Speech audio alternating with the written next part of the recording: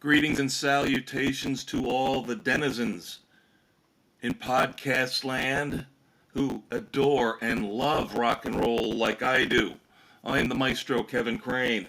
It is time for the Fortress of Rock, episode 156, recording here August the 9th, 2024. We've got a jam-packed podcast episode for you. I am not overstating that. We are going to go probably a little long here, a little bit more than our 90-minute target runtime each and every week, especially here at the beginning. News of the world, of course, our tribute to the late, great Freddie Mercury and Queen. Of course, this news hit right around the time I was recording last week's episode, so it might seem a little old and stale, but it is still monumental news that we have to discuss. And then what we're going to do is take this and lead into our weekly discussion of tour news, and then that in turn will lead us into some discussions revolving around new music. But of course, the big news is Aerosmith has officially retired from the road. They have canceled the remaining dates on their Peace Out farewell tour due to Steven Tyler's vocal cord injury. He basically blew his voice out back in 2023, and it does not look good for a full recovery, or at least any type of recovery that would lend itself to him being able to go back out on the road and sing all the classic Aerosmith songs the way that they need to be sung. So it's sad news. We'll touch on this throughout this episode, as there will be a touch point or two that come up later on that lead us back to this. But another legend off the road for good. And in this case, I don't think this is Aerosmith. Obviously, it's not them trying to be the Who. And they're not going to come back a year later and say, oh, no, we didn't mean it was a farewell tour. We're going to go back out. No. I think this is it. I think this is legitimate. I think they are done. So Aerosmith, you have lost out. You have missed out on your opportunity to see them live if you have not already. And now technically, this show goes into the books as a legendary show. So the official last live Aerosmith show was back on September the 9th of 2023 in Elmont, New York. So if you went to see that show, condolences to the entire rock and roll community for losing out on Aerosmith as a live act, but congrats to you if you were one of those lucky people to be there in Elmont, New York last year, September the 9th. Now, I will warn you as we move on from Aerosmith.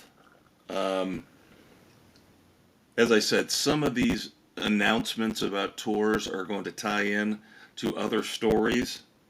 Some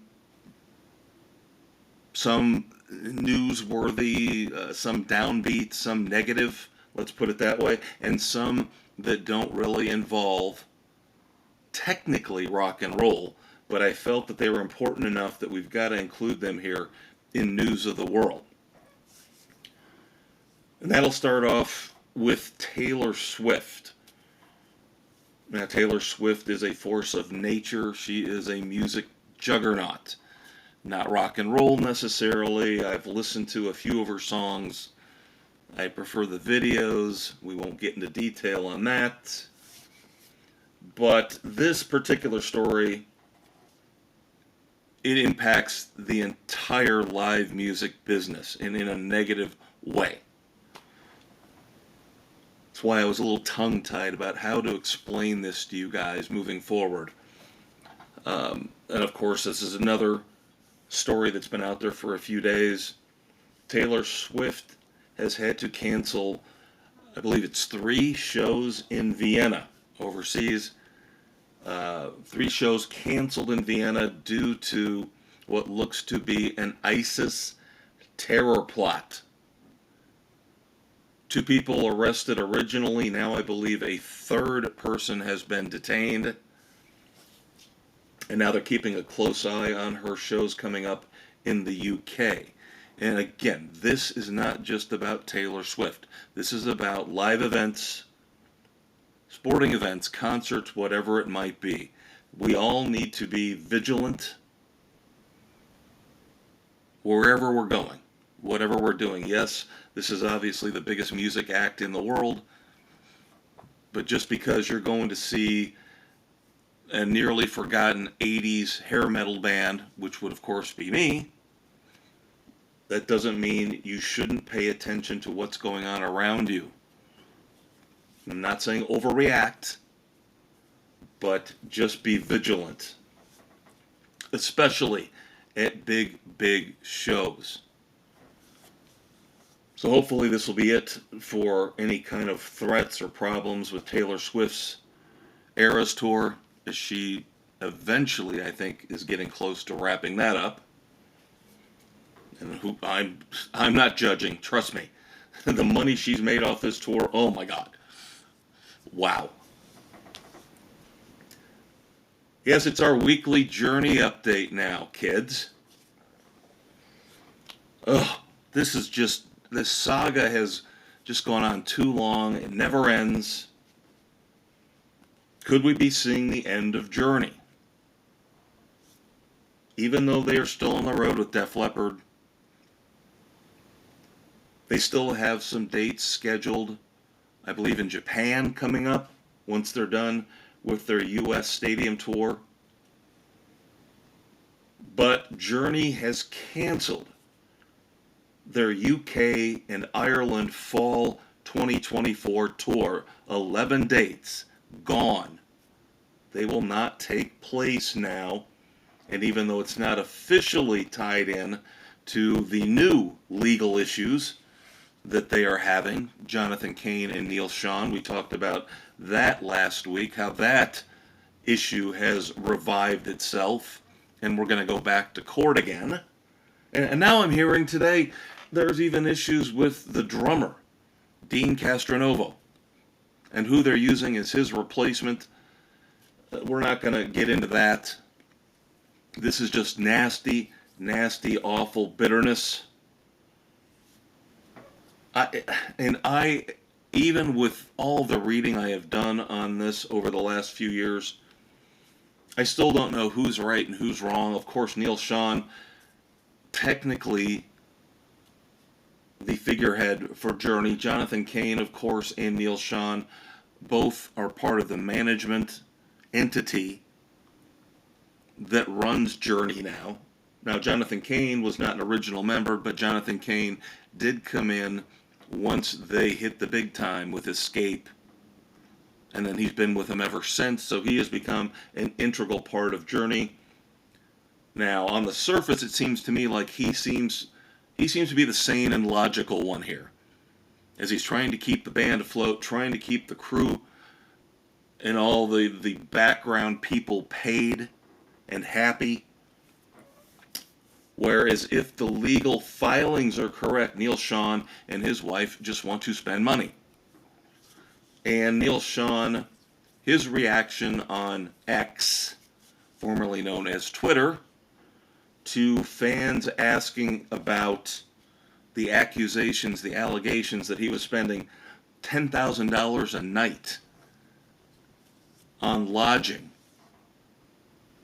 And this is something we touched on last week, where there was an agreement supposedly in place where he was limited to $1,500 a night, which any reasonable, sane human being would be, hey, I can get a pretty great room for $1,500 a night.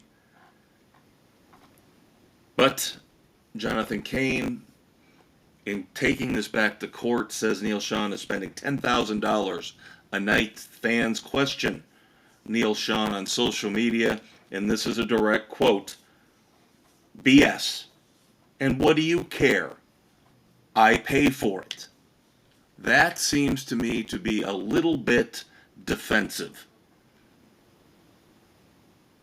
You know why the fans care, Neil? Is because we want the band to be happy. We want the band to continue. That's why we care. And if the accusations are true that you are mismanaging money, that you are overspending, and putting the band in dire financial straits, then the fans do have the right to ask you and to care about what you're doing if it's going to sink the band. So I find Neil Schon to, again, be losing this battle in the court of public opinion with responses like that to the fans on social media.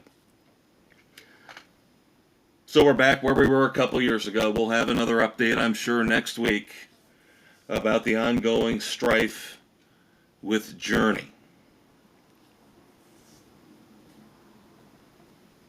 Chicago. 17 new North American dates announced for the fall, running from October the 22nd to November the 17th. Now, I was lucky enough a few years back to finally get to go see Chicago, one of those bands that I really never had a chance to see the classic lineup. That was just before my teenage years. So I'm not going to beat myself up about that, but I did get to see them a few years back, and they were unbelievable. I know people who have recently gone to see them on this fantastic double bill with Earth, Wind, and Fire. So if you get a chance, please go out, check out Chicago. They are ridiculously good in concert. Rod Stewart. Even though Rod Stewart recently talked about his mortality and the end of the road, and you know what? That's a conversation every single human being should have with their doctor, with their family, with their friends. Maybe not in the middle of a concert or a party, but we're all going to die. I think sometimes we ignore that fact. I'm not saying we should obsess over it, but start thinking about our lifestyle, the choices we make in our lives, the people we hang out with. Maybe we need to change things, or maybe we're good the way we are. But Rod Stewart coming back for more at Caesar's Palace as he wraps up his current residency there. He has tacked on 12 more shows at the Coliseum at Caesar's Palace. Now, these 12 shows run between March the 12th and March the 22nd of 2025, and then May the 29th through June the 8th of 2025. So quite a ways out there. We're talking, 8, 10, 12 months? Well, not 12, 10, 8 or 10 months out there. Now, just like Taylor Swift, this tour news is more a commentary on what we might be seeing going forward in the state of the industry. Not terrorism, although that is going to be an ever-present concern ever since 9/11. But I'm starting to become more and more cynical about venues and bands, performers. Are they setting up tours and asking for money 7, 8 months out, and then at the last minute canceling the tours just so they can take everybody's money, throw it in the bank, earn interest on it, and then hold on to it as long as possible before they begrudgingly refund the money? Now, for the first time in my life, I'll tell you this, and I am not very happy. I've never, ever had an issue with a refund going all the way back to the 80s. Never, ever had an issue with getting a refund on a canceled concert. Until now. I mentioned last week that I'm going through a situation with the Plymouth Speedway in Plymouth, Indiana, where they, 4 days' notice, canceled Jackal, Night Ranger, Firehouse, and enough's enough. So if you do the math, they canceled that show July the 29th. That's when they sent out the emails and put on the notification on their webpage, July the 29th, that they were canceling that August the 2nd concert. It is now August the 9th, and I have not received a refund yet. I have never, ever, and maybe some of you can dispute me on this, and that's fine. That'll make me feel better, actually. But I've never, ever seen a venue hold money on a canceled show beyond the date that the event was supposed to take place. So now I'm worried about greed. I'm worried about corruption. I'm going to give them 10 business days. That's usually the window. 10 business days from the announcement that they were canceling the concert, which would be this coming Monday, August the 12th. And if I do not have my money back, my credit card is not credited this coming Monday, I am going to start raising holy hell. And I am going to start calling them. They're not returning calls. I've seen other people on social media say the venue is not returning calls when people ask for their money back. Where is it? Why aren't we getting our refund? I will start threatening legal action, and I will start calling local media to put pressure on these people. And it's disgusting that I would have to do this. So that leads me into Lauryn Hill, and is it the Fugees? Fugees? Again, this is not rock and roll, but I'm trying to tie this all in to the personal experience I'm going through and what a lot of you are going through right now with many, many, many of these concerts being canceled. Now, we started off with Aerosmith. That obviously is a situation that there's nothing hinky going on there. Health reasons. You do wonder, I will say this about it though, being the cynical person that I am, you do wonder how long Aerosmith knew that they were not going to be able to go forward with Steven Tyler's vocal cord injury before they finally decided, okay, I guess we're going to have to cancel the farewell tour.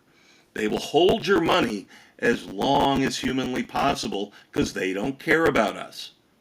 And Lauryn Hill and the Fugees canceled their 18-date tour here recently with 3 days' notice. I got 4 days' notice. Their fans get 3 days' notice before the start of their tour. And I guess Lauryn Hill is notorious for doing this. And this is, again, why I bring this up. It's a concerning trend. Artists who want to take your money and then hold on to it so they can earn the interest on it as you struggle to pay your bills, but they'll hold on to your $100, $150, $200, $300 money, the money you paid for concert tickets for you and your friends or you and your family. They don't have any qualms about holding on to that money as long as humanly possible to earn interest on it. And they will begrudgingly give it back to you when they feel like they should. So just keep this in mind. Lauryn Hill and the Fugees, another example of a terrible, terrible, awful, disturbing trend going on right now in live music. Now that will also briefly tie me into Tenacious D. I've mentioned this to you over the last few weeks. The stupidity of Kyle Gass making his comments about Donald Trump, forcing Jack Black's hand, forcing Jack Black to put a pause on Tenacious D, and canceling all remaining tour dates, which did end up including the handful of dates they had at college campuses coming up this fall in the Midwest in the U.S., including one in Kalamazoo, Michigan, that I was supposed to go to. But now on that one, I'll tell you what, I give them credit. They got the money back to me fairly quickly. And like I said, up until this point with this Night Ranger Jackal show, never have had a major problem with getting my money back. Now, Tenacious D, Jack Black has finally broken his silence. I'm not sure how I feel about this. I'm not extremely happy about it. I had a feeling, again, being cynical, that this is what was going to happen. And I'm still kind of sort of shocked that they refunded the money for those concerts on the college campuses here in the U.S. so quickly and canceled those shows so quickly, because I figured they'd give it 2 or 3 weeks for everything to die down, and then they would be right back out there again, because these shows were for Rock the Vote. And Jack Black and Kyle Gass are obviously very left-leaning performers, as most are in Hollywood and in the rock and roll world. So now Jack Black comes out concerning the future of Tenacious D, and he basically says, yeah, we're taking a break. All bands have to take a break and regroup. Now the direct quote is very simple, quote, "We'll be back," unquote. I honestly wish he would have waited a little bit longer for this. Maybe after the election. I think this is too quick for him to already saying, oh, well, yeah, we need to take a break. We need to take a pause. You were talking about the assassination attempt on a former and possibly future president of the United States.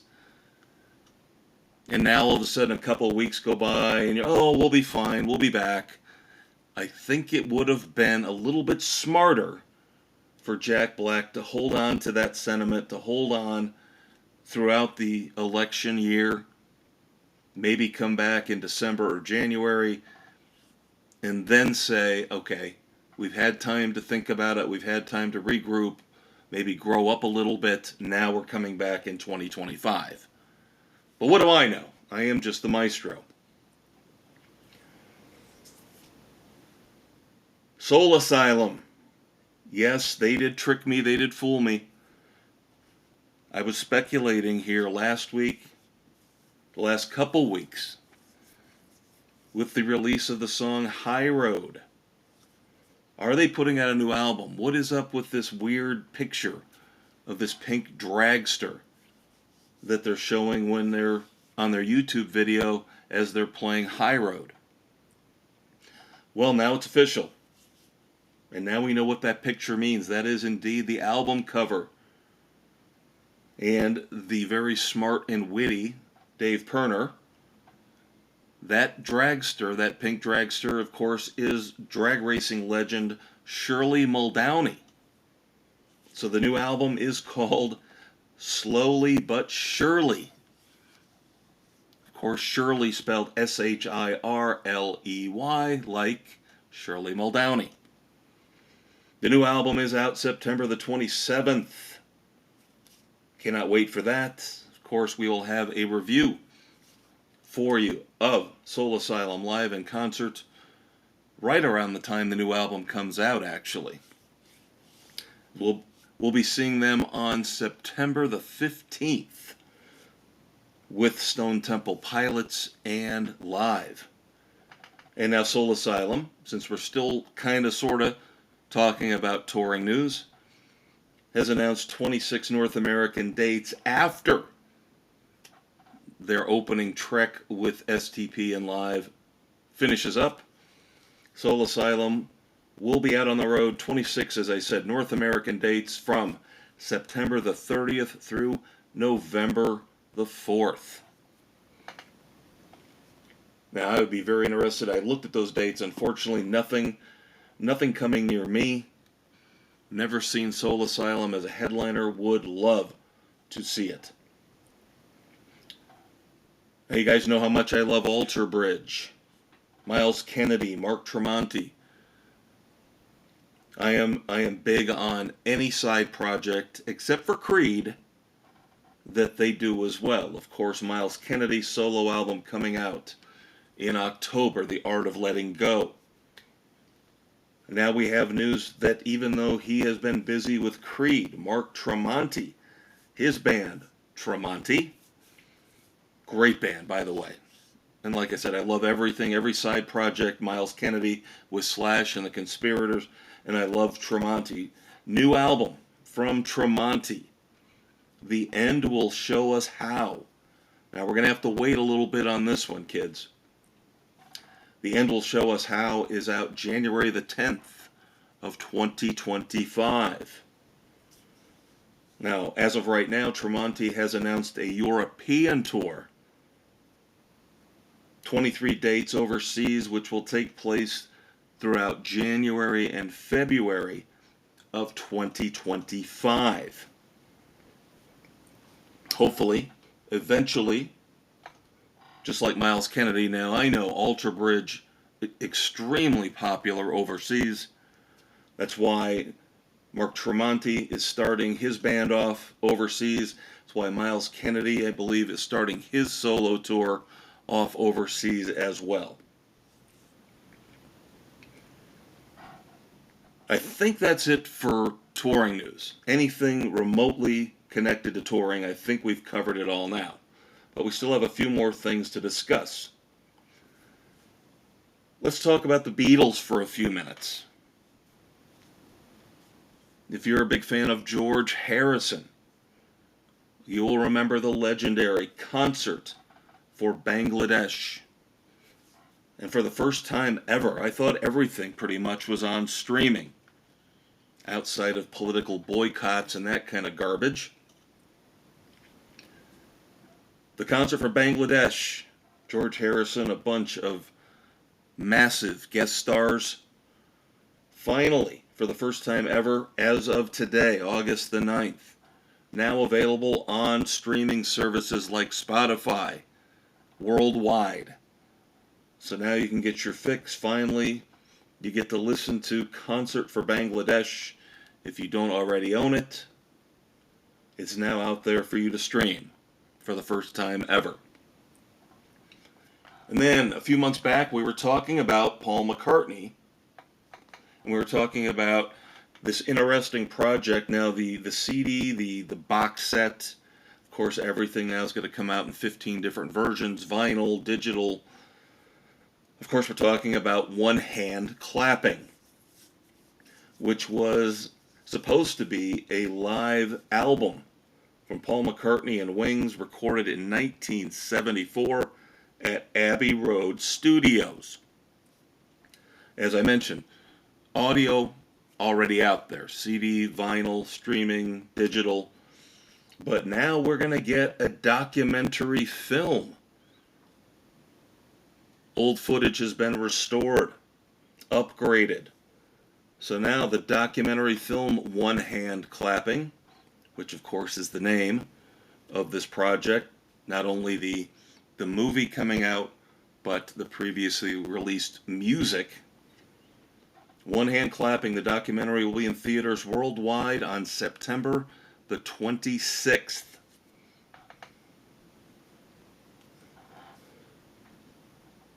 Now, one more time, we're going to delve into an area that's technically not rock and roll, okay? But you know that I like to discuss biopics and how Hollywood is now, thanks to the success of Bohemian Rhapsody and Elvis. Rocket Man did very well. Bob Marley, One Love did very well. So now the rock and roll, the music biopic is the big thing out there. Britney Spears recently put out her autobiography, The Woman in Me. Well, Universal has secured the rights to The Woman in Me for a potential biopic about Britney Spears. And I am, again, I will emphasize it one more time here as we wrap up News of the World. I am a cynic. I am Mr. Negativity. I don't trust anybody. And Hollywood, probably the lowest, or one of the lowest on that list in terms of my trust factor.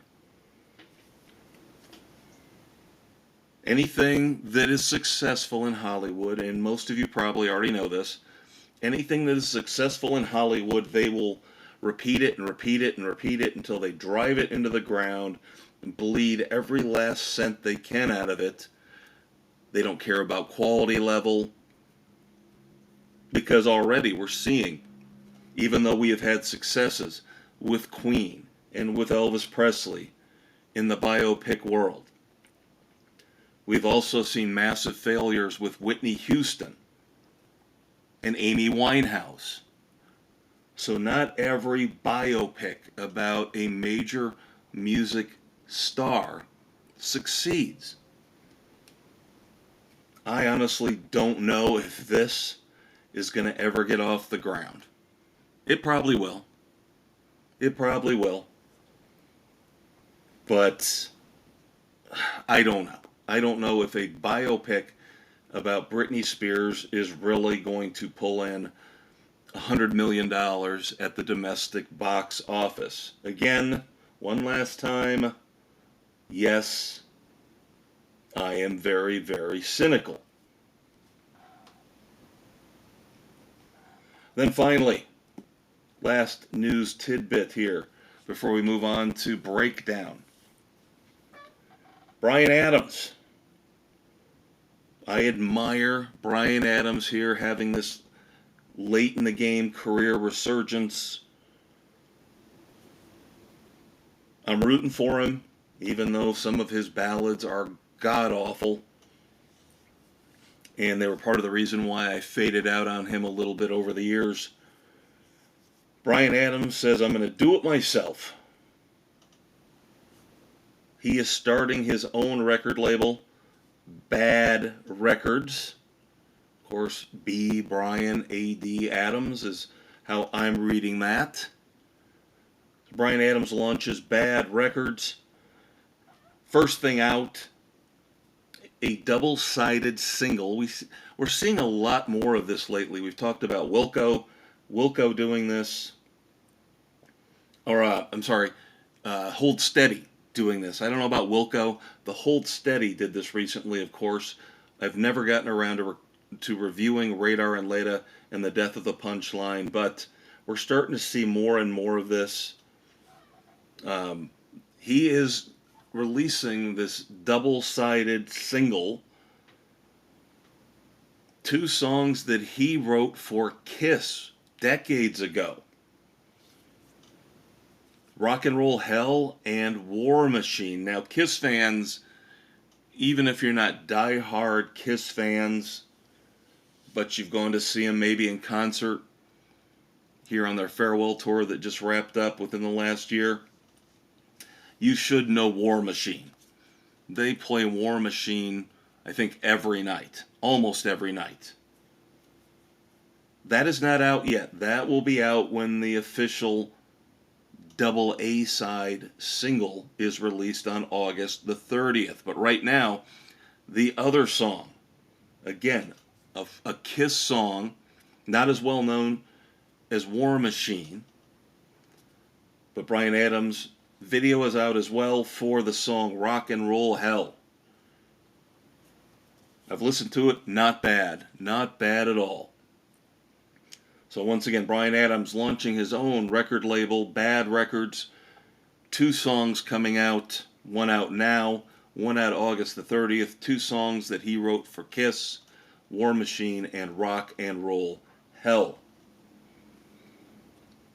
There you go, I told you.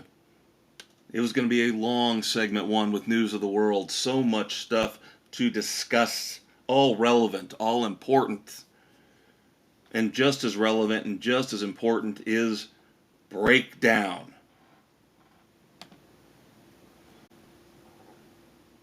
Okay, so we move on from a monumental, jam-packed news of the world to a monumental, jam-packed breakdown. Of course, our tribute breakdown, as always. Tribute to Tom Petty and the Heartbreakers. One of the biggest concert regrets of my life. Of course, that was our weekend rock project last weekend. I also mentioned the fact that I never got to see Van Halen, the original lineup, live in concert, and have not, to this point at least, gotten to see the Eagles live.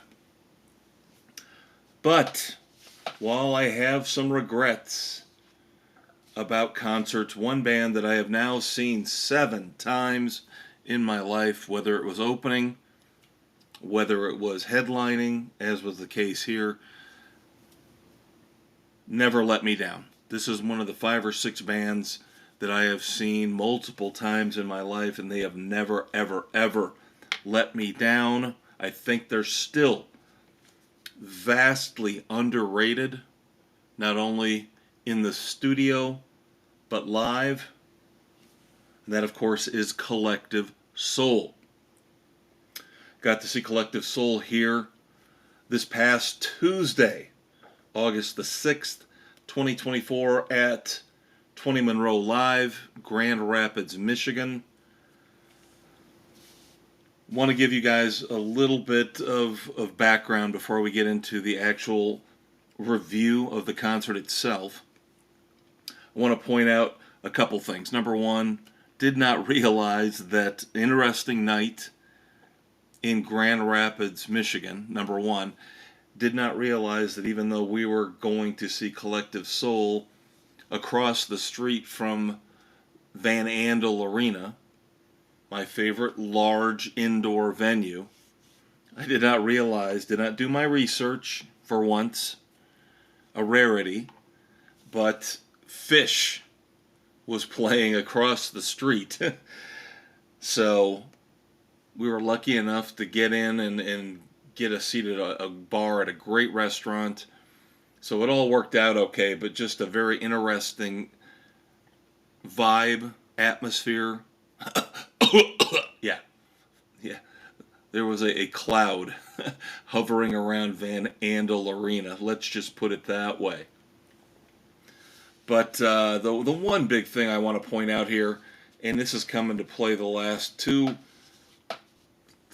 concerts, the last few weeks, and I believe I made mention of it when we were reviewing Pat Benatar and Neil Giraldo down at the Everwise Amphitheater, White River State Park in Indianapolis, is that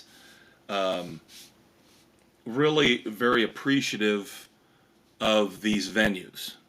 Now, I will complain about the ticketing agencies, Live Nation, Ticketmaster, E-Tix, till the cows come home. Yes, I'm an old man using that expression. But the venues, for the most part, and it is very, very rare for me to have a bad experience at a venue with a member of the staff or a member of security. I mean, very, very, very rare. I'd say 99 times out of 100, my experience is exemplary. Better track record than actually rating the shows themselves. And this was no exception. I, again, want to give props, kudos, shout out to everybody at 20 Monroe Live, because one of the people in our party is going through a rough time physically right now. When we bought all the tickets for these concerts we're going to be reviewing, the ones we've recently reviewed and the ones we're going to be reviewing and going to over the next few months, she didn't know that she was going to be in as bad a shape as she's in, with hip issues, back issues. So she needs assistance for walking. And we try our best to not take advantage, even though she is legitimately suffering. So we try to take as little advantage of these situations as possible. But the last two, I believe, is really where the staff stepped up big time, because we had lawn seats for Pat Benatar, and then we had standing room general admission seats for Collective Soul. Both times the staff was more than accommodating to try to find us decent seats, actual places where we could sit. Yes, they ended up being better than what we would have had, what we paid for, but it wasn't like we were sitting third row from the stage. So, very appreciative of what the staff has done at these last two shows. I wanted to get that out of the way first and foremost. Now, luckily for the rest of these shows, we have decent seats, so it shouldn't come into play where we would need help or assistance beyond that. Opening act. Opening act for Collective Soul was a band from Texas called Anything But Human. And I don't expect a lot from my opening acts unless I know them. Obviously, later this month, going to see Sammy Hagar. Opening act is Loverboy. I know what I'm getting with Loverboy. I know the songs, so a different mindset, different way of critical thinking for a show like that. But when I don't know anything about the opening act like this band Anything But Human, I don't expect a lot. And sometimes I am pleasantly surprised. It happened way back in the past with Collective Soul. And they referenced it during their show. This is my illusion. I mentioned we were going to talk about Aerosmith once or twice more in the podcast. Happened to bump into some people before the show started, rock and roll fanatics like me and my party. So we were comparing notes on concerts over the years, and I mentioned that I had seen Collective Soul open for Aerosmith back in 1994. And they blew the doors off of Aerosmith. And of course that got a lot of raised eyebrows. And I stuck by my guns and I said, listen, you don't understand. Number one, Aerosmith was in the midst of their Alicia Silverstone era with, Crying and Angel and a whole bunch of bathroom songs. The worst era in Aerosmith's history. Whereas you had a young and hungry band like Collective Soul with a massive hit, Shine, off their first album, Hints, Allegations, and Things Left Unsaid. And they were tight, they were fantastic, and I knew, back in 1994, I knew that band was going to become something special. And I had my prophecy fulfilled. Selfishly biased nature of my viewpoint on them. They are a Rock and Roll Hall of Fame band. If you look at their history, they are one of the most successful bands ever on the Billboard rock charts. And now 30 years later, 30th anniversary for Collective Soul. I digress. I know you're like, we were talking about the opener. I know. Talking about opening acts, Anything But Human was okay. I would say they were probably in the lower half of opening acts that I've seen, but probably not in the lower quarter. They weren't terrible, they weren't awful. I thought their frontman lacked charisma, and he was a tad bit dull and generic. The one thing that stood out to me from their set is that they found a way to ruin one of the handful of Beatles songs that I really truly love. Now, I'm a Beatles fan, but I'm not a fanatic. I appreciate them. I enjoy their music once in a while. But there's really only 8 to 10 Beatles songs that I consider essential. But one of them, one of the tops, is Eleanor Rigby. And Anything But Human, to close out their set, took Eleanor Rigby and turned it into this new metal dirge that was just awful. And so I have to downgrade them for that. But otherwise, they sounded like a an early 80s version of Three Doors Down, if that makes any sense. Not good. Not awful, not very good. And one other thing I want to say before we get into the actual concert review is I apologize if you happen to listen to my other podcast, Sports Frenzy 2.0. Some of these topics you've probably already heard because I reviewed it on our weekend edition, which drops just a few hours after the Fortress of Rock. But what I will do differently from that podcast to this one is I will go through Collective Soul's set list song by song. I know last week I was getting a bit confused with Pat Benatar thinking it was an album and saying track by track. Song by song, 19 songs. And I have seen Collective Soul as a headliner before, so I have seen them play a full set before. Now next week, little teaser, next week Living Color live in Fort Wayne. First time ever I will see them as a headliner, so that will be a new experience. But Collective Soul, headliner, 19 songs. We start off with new song from their double album, just came out in 2024, Here to Eternity.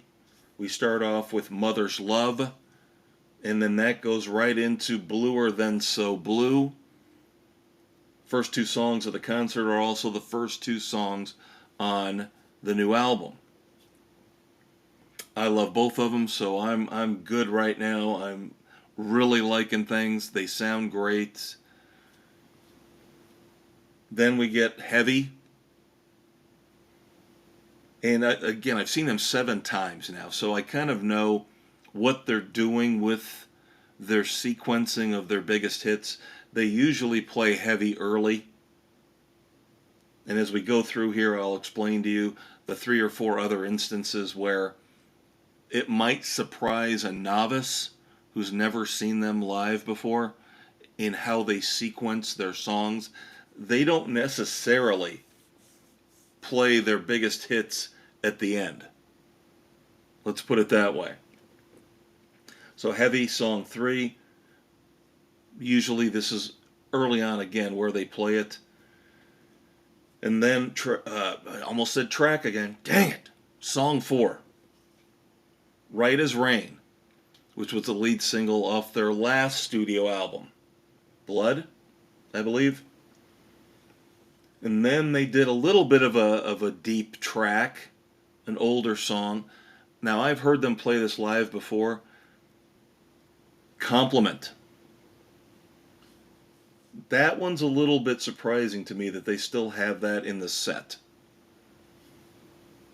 There are some other songs from their back catalog that I would love to hear. Crown.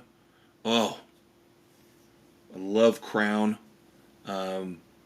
Smashing Young Man would have been interesting to hear instead of Compliment, but that's really about it for any flaws in their set list.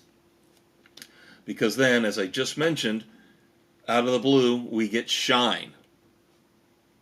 Or 6 songs into the show, we're already getting their biggest hit, arguably. And they do this again. Every time I've seen them, they rarely save Shine for the end. They like to put Shine in somewhere in the middle of the set. Then we get more new music with Not the Same. And then what Ed Roland said was the live debut, first time ever in concert for another new song, Keep It On Track. Then we get back into the older hits with Precious Declaration, Better Now, which is another song like Compliment where I could see them pulling that out of the set list eventually, but for years and years and years that has been a sing-along that they like to do with the audience. One of the few moments where they do audience participation. So I get it, I understand it.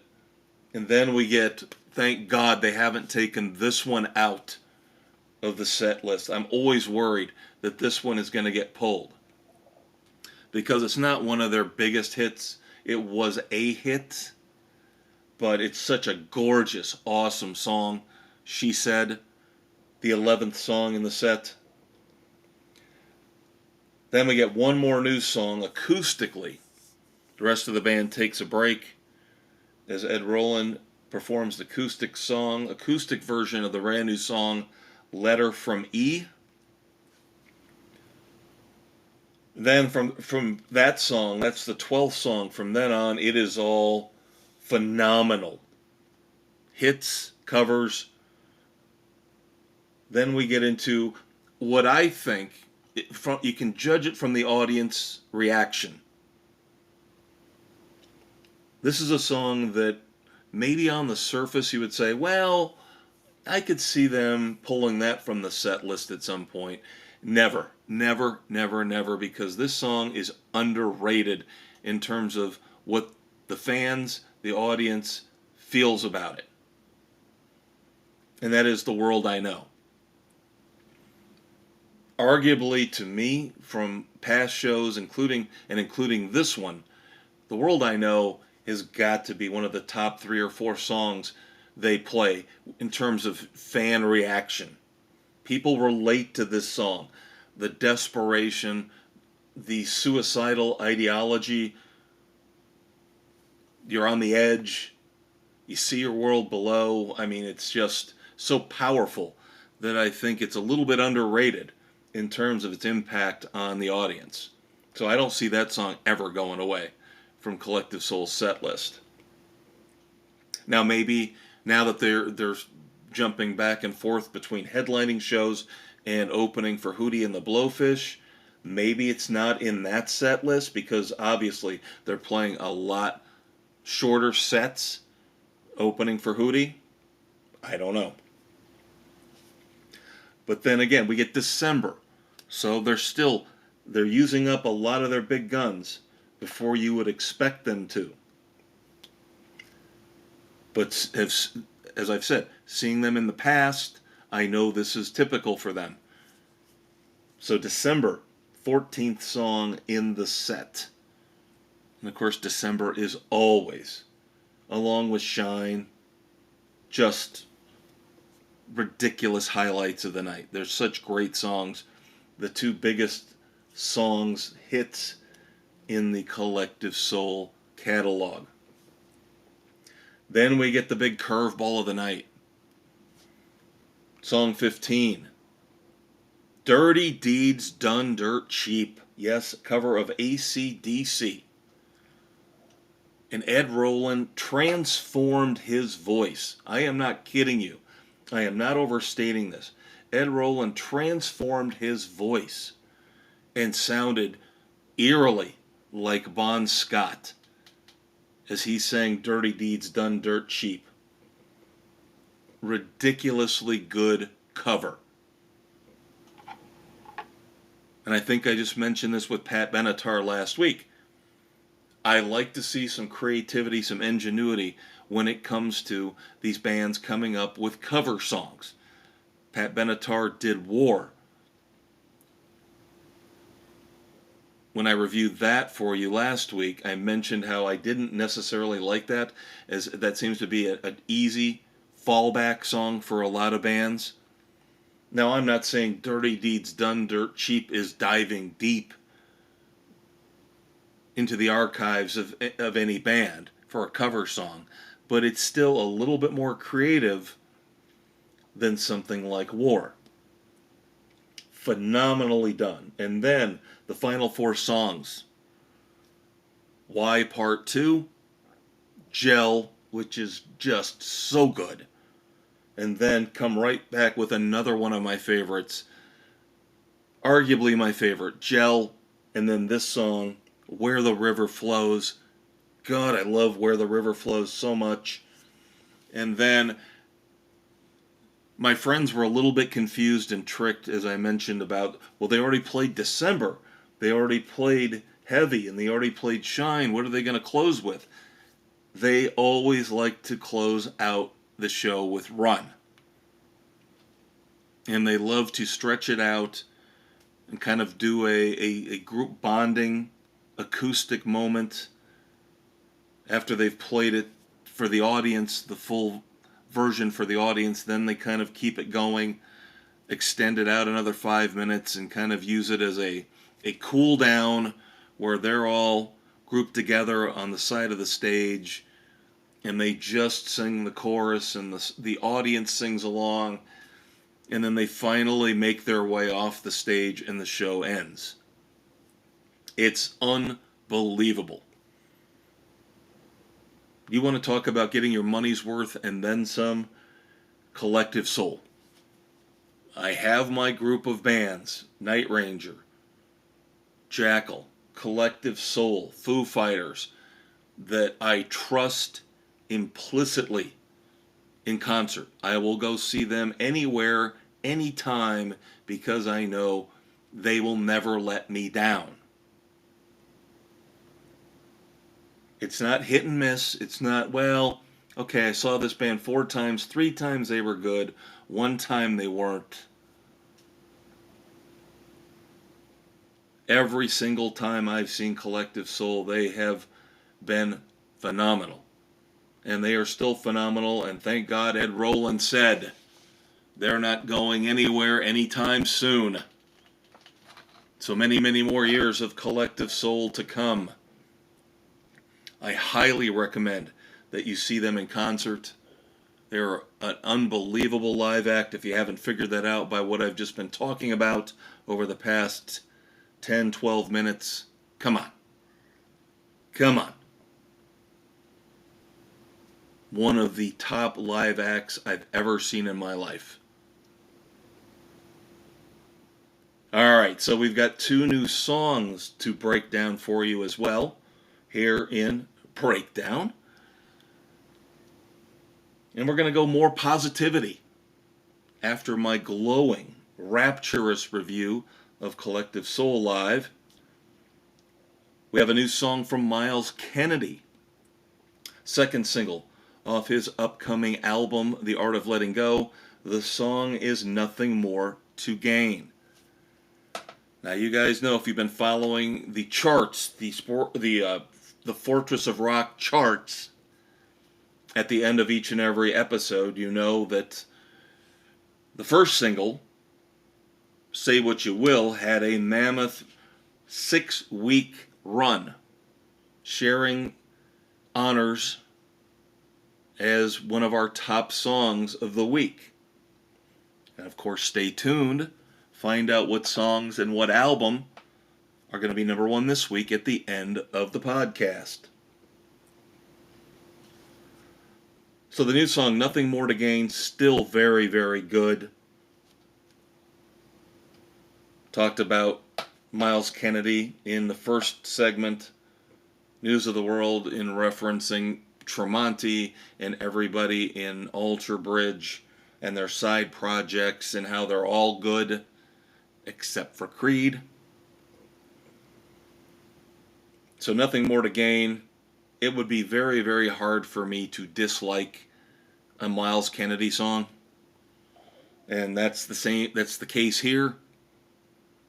Now, Nothing More to Gain is not as good as Say What You Will, but it's still extremely solid rock and roll. It's done nothing to dampen my enthusiasm for The Art of Letting Go. Still really looking forward to hearing the whole album in October. So definitely check out Myles Kennedy's Nothing More to Gain. And then we have Jerry Cantrell. Discussion I had with my friend, who I go to see almost all of these concerts with, coming back from, I believe it was Pat Benatar. I just happened to mention, you know who we haven't heard from in a while? Alice in Chains.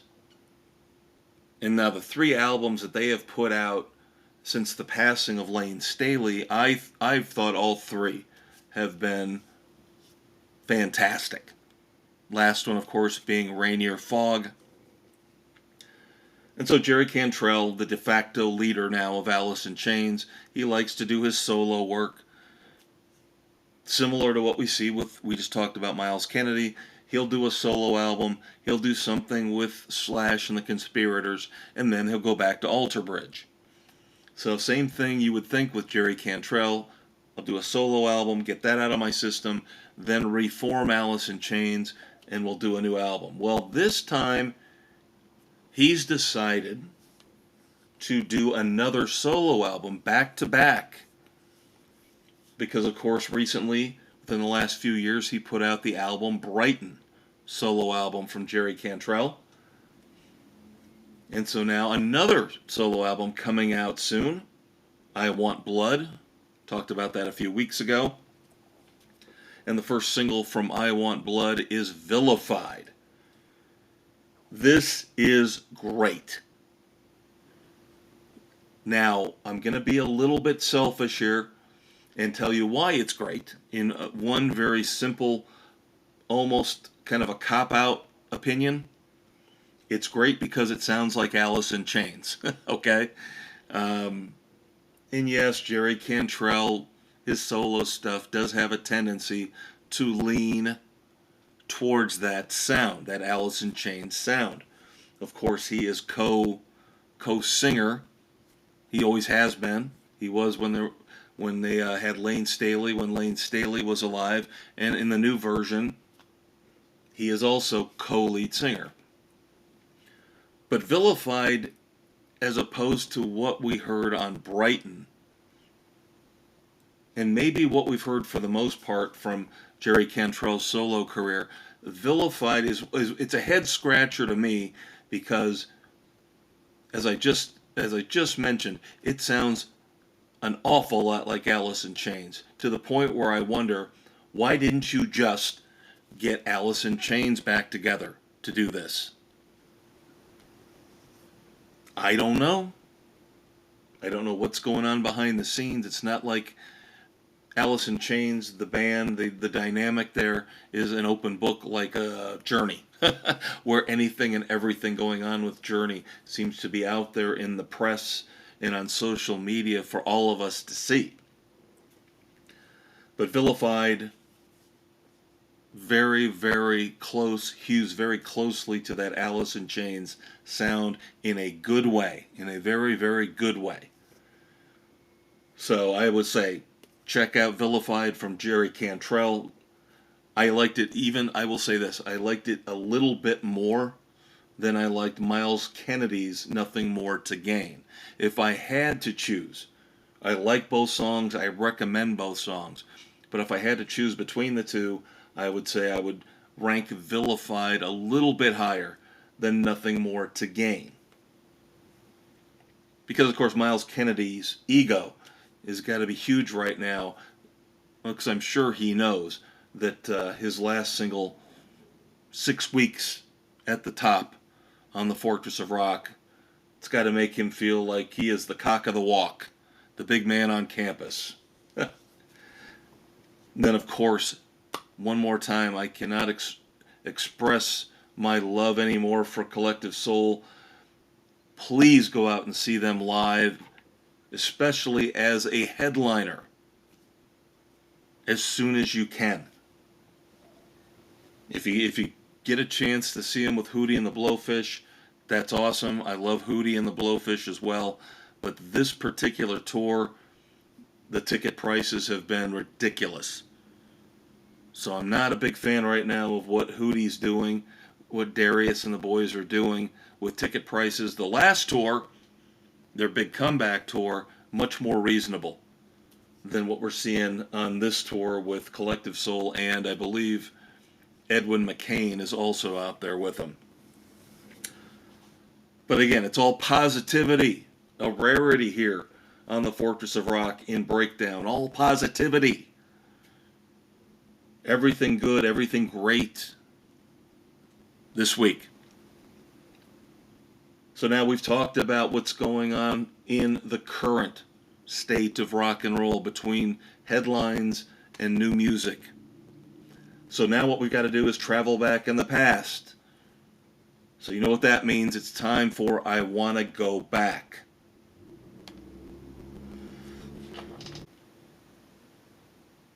All right, the Rock and Roll DeLorean in the Rock and Roll time stream. To my left, Doc Brown. He has got the Rock and Roll DeLorean up to 1.21 gigawatts as we take you back in time for anniversaries of classic album releases, birthdays, and moments in rock and roll history. I am the Maestro Kevin Crane. It is episode 156 of the Fortress of Rock here on August the 9th, 2024. But before we get into our birthdays and anniversaries, we got to take care of some business quickly.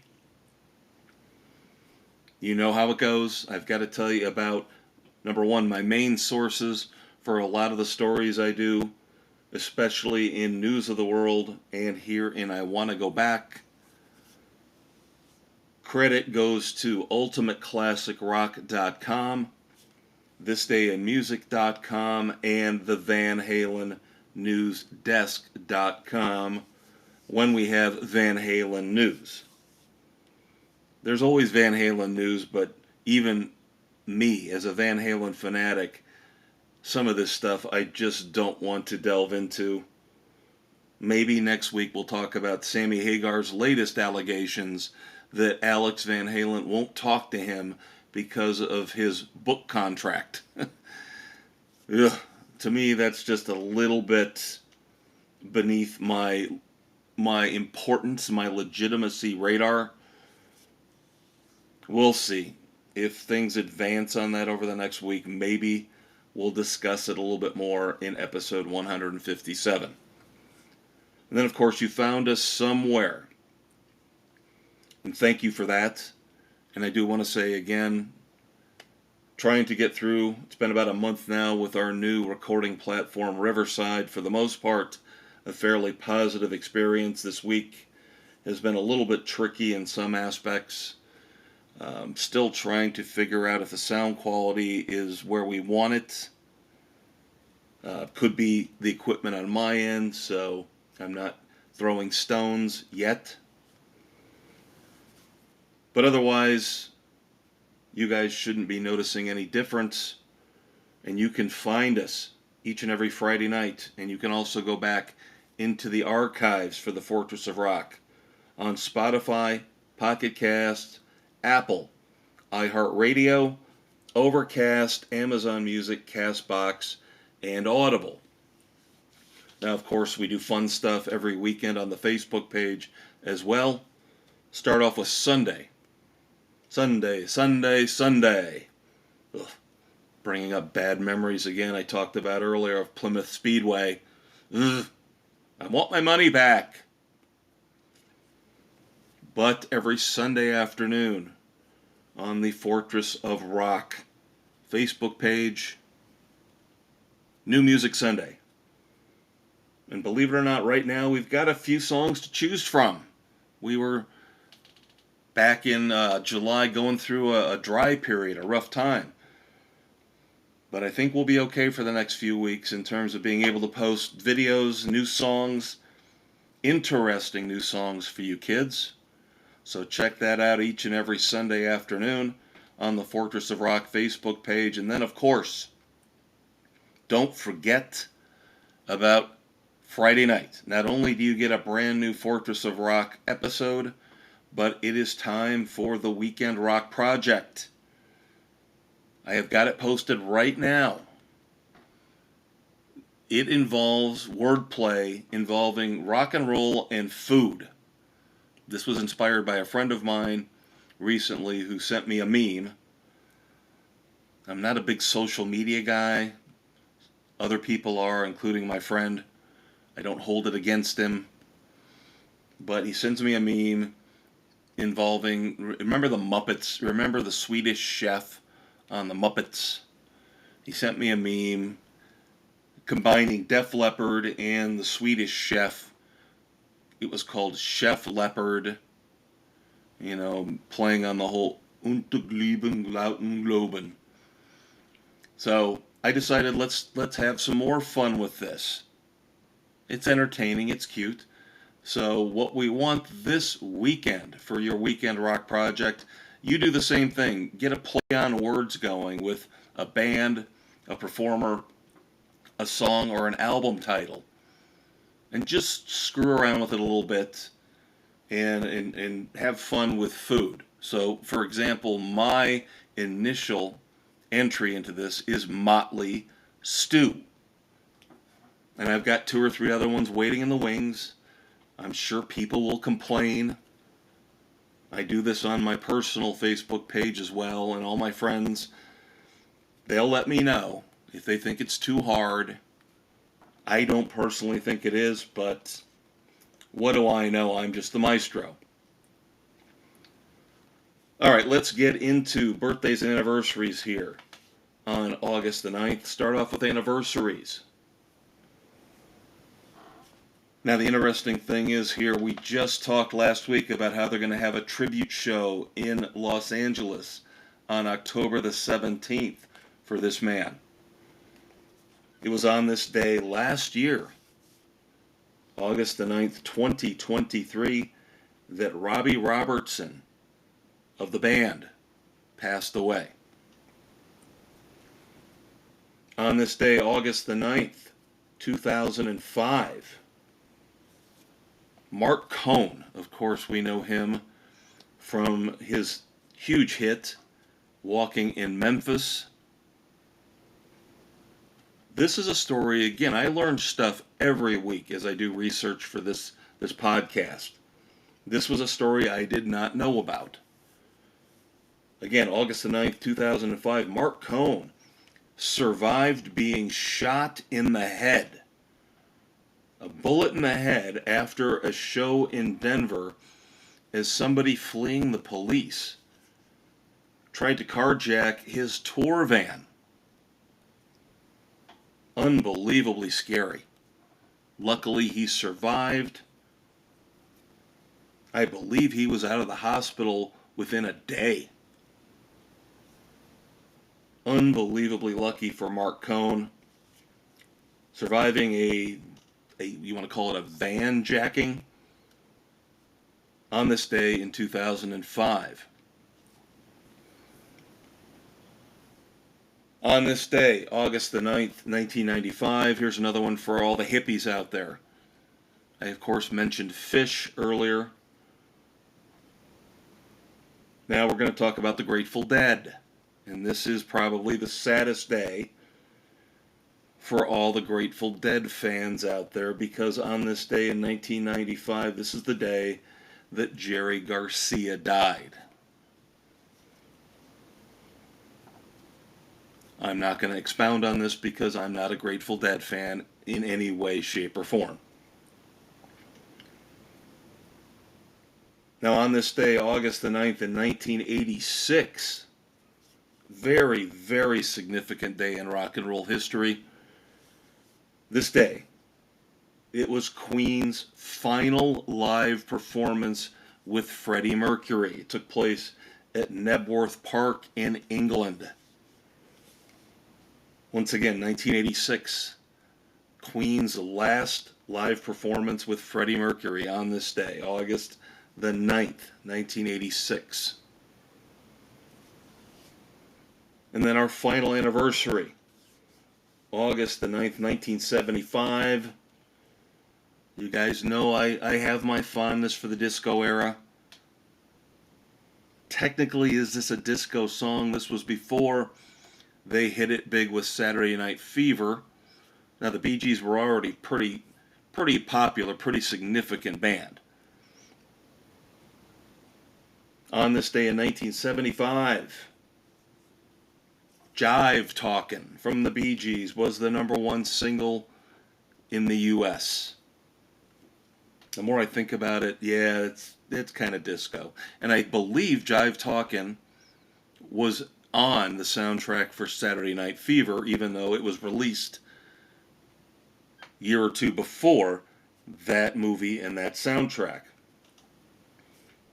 All right, so let's move on to birthdays here for August the 9th. We'll start off with August the 9th, 1972. Arion Salazar, bass player for Third Eye Blind from 1994 through 2006. course, Third Eye Blind, one of those bands that's, I guess, much more popular than I thought they were. I still think they play to huge crowds to this day. I remember Semi-Charmed Life, great song. Beyond that, With their former bass player, Arion Salazar, born on this day in 1972. Now, I love Pat Benatar, and I love Ann Wilson. We discussed this last week when we did our review of Pat Benatar live from Indianapolis. Those are my two favorite female singers of all time. But I'm a rock and roll guy. But born on this day, August the 9th, 1963, you could make the argument the greatest overall female voice. Silenced way too soon. A lot of personal problems, a lot of personal demons got in the way. Yep, on this day, August the 9th, 1963, the birthday for Whitney Houston. Then, of course, we don't even have to mention her rendition of the Star-Spangled Banner and how that is still to this day considered the greatest rendition of that song ever. Born on this day, August the 9th, 1954, Pete Thomas, drummer for The Attractions. Of course, The Attractions, the backing band for Elvis Costello throughout what I would consider his most important and most popular years. Born on this day, August the 9th, 1946, Marinus Gerritsen, bass player, keyboard player for Golden Earring. Of course, Golden Earring, the one thing that stands out to me about Golden Earring is the huge gap. I know it's not a record-setting gap. You have to talk to the people at Guinness World Records about that. When I was a kid, I thought the Guinness World Records was just so magical and so cool and so interesting. Now I think it's just ridiculous. You can get a world record for anything and everything. And the people, I mean, there's people keeping track of this minutia. Come on. But anyway, Golden Earring had this huge gap between their two massive hits, of course, Radar Love and then Twilight Zone. So their bass player, keyboardist as well, Marinus Gerritsen, born on this day in 1946. Born on this day, August the 9th, 1943, Wanda Young from the Marvelettes. And of course, the Marvelettes responsible for the classic song, Please Mr. Postman. And then finally in birthdays, August the 9th, 1939, Billy Henderson from the Spinners. And of course, the Spinners finally got into the Rock and Roll Hall of Fame last year, class of 2023. So that is going to do it for I Want to Go Back, our tribute to the late, great Eddie Money. We're not quite done yet, even though, you know, Doc Brown is turning the rock and roll DeLorean around, getting us out of the rock and roll time stream, heading back to the Fortress of Rock. We're going to pull up the drawbridge over the moat once we get the DeLorean back in the garage, start to power down, turn off the lights, but we still have a little bit more to discuss. Of course, now we head into Wrap It Up.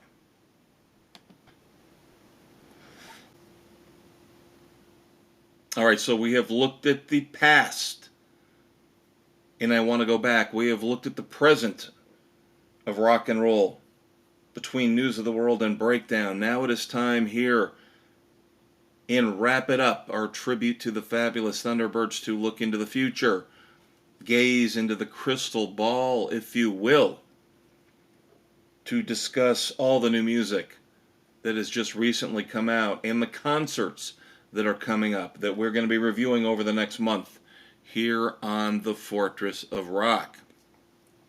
Then, of course, we will have our top album and top songs of the week. No big change on the agenda, a little bit of a tweak, but no big change in terms of what we've been talking about over the last few weeks. Next week, episode 157, which will drop August the 16th, 2024. Living Color, live in Fort Wayne, Indiana. And I just referred to this earlier in the podcast. First time ever I get to see them as a headliner. Very excited about that.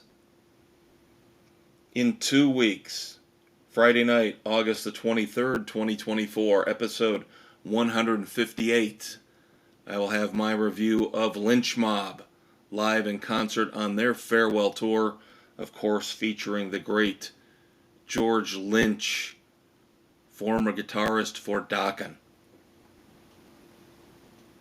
Now in 3 weeks, this is where I kind of clean things up a little bit, focused in. This is going to be an off week for concerts. So this is where we're going to fit in our review because I want to give it enough time. I don't want to try to force it in after one of these concert reviews. I want to spend enough time on it. I want to give it its due. So in 3 weeks, which would be episode 159, on August the 30th, we will review Jack White's brand new album, No Name. I have listened to it multiple times. It is incredible.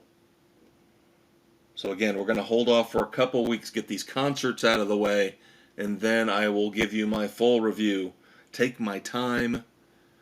All the tracks, track by track, Jack White's No Name, in 3 weeks here on the Fortress of Rock.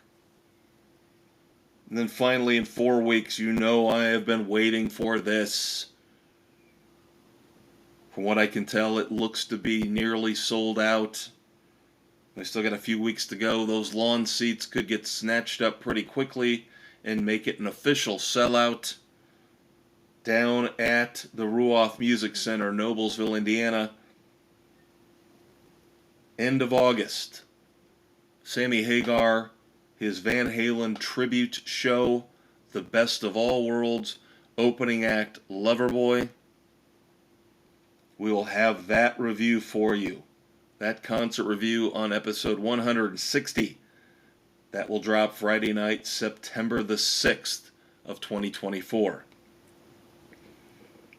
Then beyond that, we've still got a bunch of concerts in September and October, including Queens of the Stone Age, Roger Clyne and the Peacemakers, Rival Sons and Clutch, Stone Temple Pilots, Soul Asylum, and Live, all coming up in the fall. Now, in terms of albums and songs that are hovering in the background that we will pull in and review here and there over the next month. Second single from The Offspring, from their upcoming album coming out in October, Supercharged. Second single is Light It Up. I can tell you right now, I like it a lot more than the first single, Make It All Right. Then we mentioned segment 1, we talked about Bryan Adams and his new record label. We're going to review Rock and Roll Hell for you within the next few weeks, week or two. Of course, Rock and Roll Hell was a song he originally wrote for Kiss. We have got yet another cover song from David Lee Roth. Now, he has been very cool, very respectful in what he has done so far in this run of cover songs he's been doing. Of course, he started off with 8675309, Jenny, Jenny, who can I turn to? And then he moved on to Jerry Rafferty's Baker Street. So now he's going to go back in time even further. His latest cover song is Baby Driver, which is, of course, a Simon and Garfunkel classic. Now, the only thing that bothers me about this, not the song itself, the video for Baby Driver is a little bit disconcerting. I mean, there's nothing weird or creepy about it unless you're just kind of fed up with David Lee Roth's current persona, where he's always wearing overalls and he just loves to dance, do these goofy dances in front of a camera in, it looks like, his studio. And now he's letting his hair grow out, because for years he's pretty much had it buzzed close to the skull, close to the scalp. Now he's letting it grow out, so he's got this kind of bright yellow Dutch boy haircut going. If you can find a way, please just turn away from the TV, because again, he does not release these songs to the streaming services. You usually have to watch videos on YouTube for the first month or so before he will leak these into the streaming services. So just turn away from your TV screen or your computer screen or your phone and just listen to the song. Judge it that way, because that's what I'm going to do. Baby Driver by David Lee Roth coming up within the next few weeks. We mentioned Tremonti. Of course, Alter Bridge, Creed guitarist Mark Tremonti. This is his band. It's his baby. Brand new album. The End Will Show Us How, out in January of 2025. The first single is out. Just Too Much.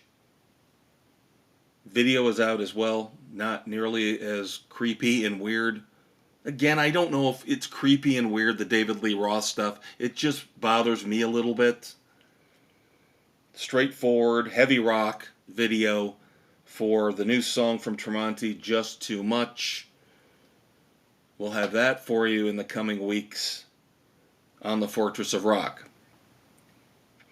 One of those small bands that we love here on the Fortress. You know, you have your little secret pleasure, your dirty secret bands that you think only you and your group of friends know about, and you want them to succeed, but at the same time, when they do, you want to be the first ones to sit there and get on social media. I knew this band 5 years ago. I knew this band 3 years ago, and I've seen them live multiple times. I knew they were going to be big. I knew they were awesome before you people did. And if they don't become ridiculously popular, you still love them. They're still your dirty little secret. For me, of course, it's Roger Clyne and the Peacemakers. It's the Black Moods, and now one of those bands that's creeping into that territory is the Cold Stares. A friend of mine introduced them to me last year, I believe. They've got a new album coming out. New song, new single from that album is Mortality Blues. So that'll be coming up in the next few weeks on the Fortress. Also still looking at reviewing MC5. Of course, all the original members are gone. They've passed away. This new album coming out, a posthumous tribute, I guess you could say, to them as they go into the Rock and Roll Hall of Fame. And of course, we mentioned the second single from this upcoming album from the MC5. I believe it's called Heavy Lifting. This song with Vernon Reid of Living Colour. Yes, another reference to Living Colour. Can't Be Found. We'll review that for you in the coming weeks on the Fortress. And in terms of albums, a bunch of stuff coming out in October.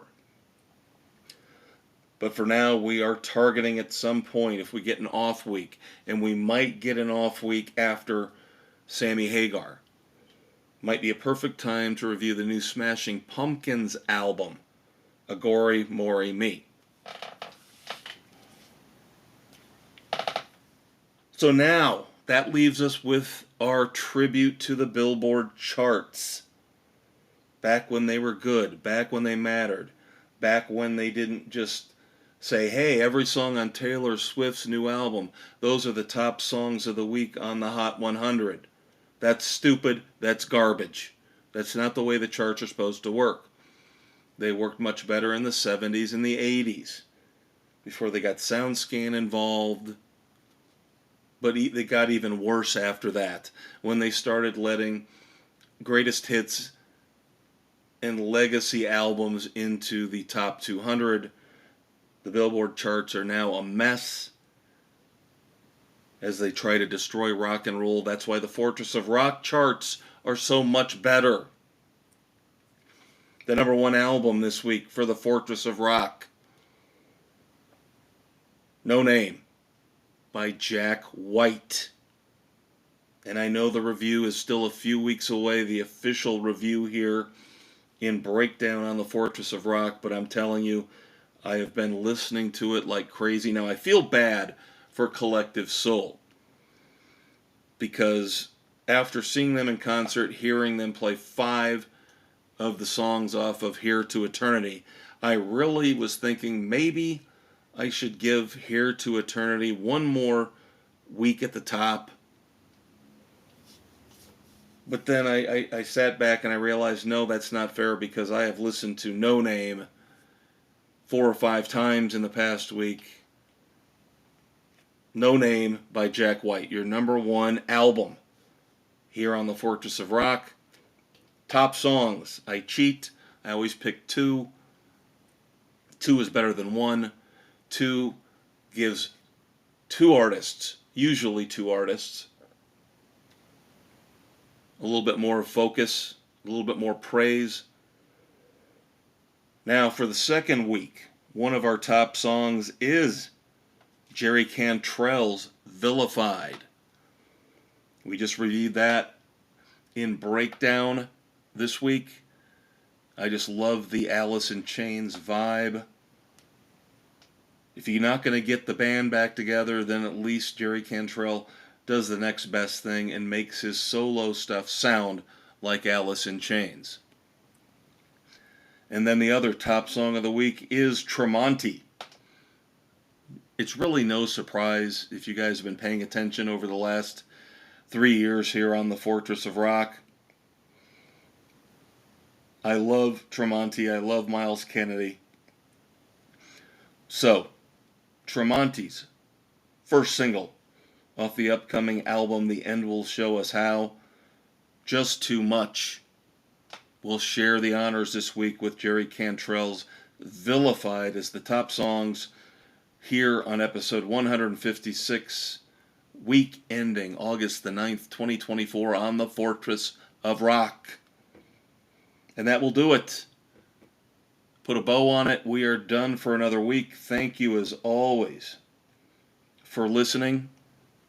Once again, I will say hopefully the podcast has not lost anything in terms of sound quality, as we have switched over from Spotify to Riverside as our recording host platform. If you guys notice any issues, get on the Facebook page, get on the Spotify page, and drop me a line, drop me a comment, and let me know so I can do something about it, try to fix it. I'm not some kind of rock and roll engineering producing genius, but I will play around and do the best I can if there are egregious, awful sound issues that you're noticing. But otherwise, we're going to do it again in 7 days, as we always do, until I drop dead. Hopefully that will be many, many years and decades from now. I am the Maestro Kevin Crane. You are who you are. Have a great, safe weekend. The Olympics are wrapping up, but football is starting up. So there you go, something to do. If you haven't seen Deadpool and Wolverine, get out and see it. It is a tremendous movie, probably my favorite movie of the last year. Most importantly, love your family, love the one you're with. One last time, I am the Maestro, Kevin Crane. Peace out.